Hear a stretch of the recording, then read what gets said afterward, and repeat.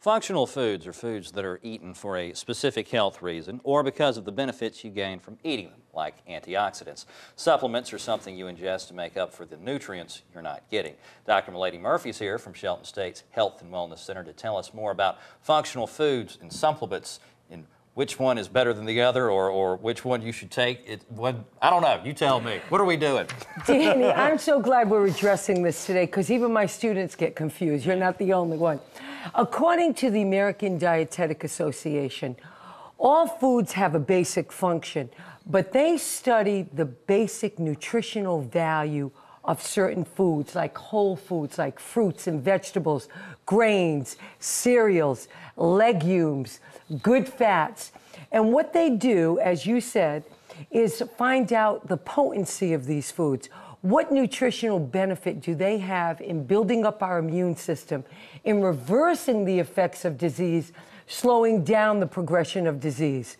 And they have found that these types of foods are being studied in detail to educate the public in that area. And so they emphasize that. Now, supplements have their basic nutritional value. And these are things that you can get in a big bottle from GNC or somewhere else. Right. Checks in the mail. But here's what I want to say.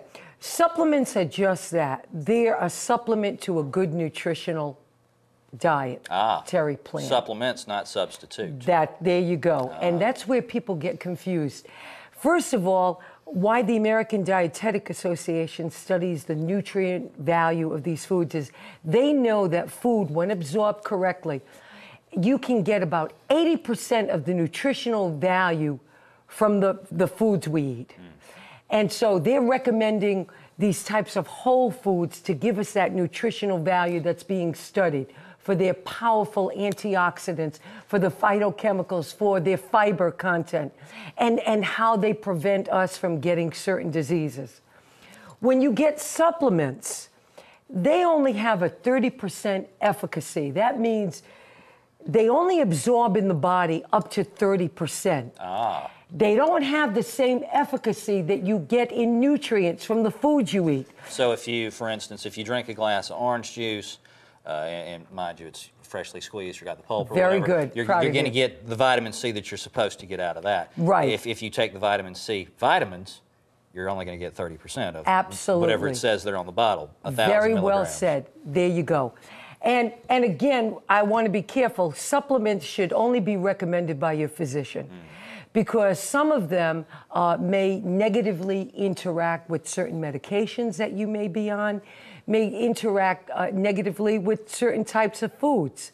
So you want to make sure, first of all, that the supplements are recommended by your physician and realize as a consumer that they only absorb in 30%, up to 30% efficacy.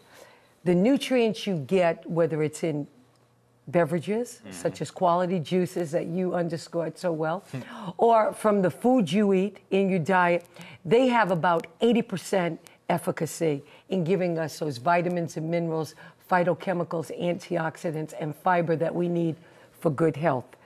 And so the ADA studies this in detail, and they're basing their recommendations on scientific research on the nutritional value of these foods and what they do for us in building up our immune system, in protecting us against certain diseases, and even slowing down the progression of certain diseases. All right, gotcha. So there's no substitute for a good diet. There you go, Danny. Well said. Super. Thank you, Dr. Murphy. Always a pleasure. The Health and Wellness Center is located at Shelton State Community College. You can find out more about them online at sheltonstate.edu.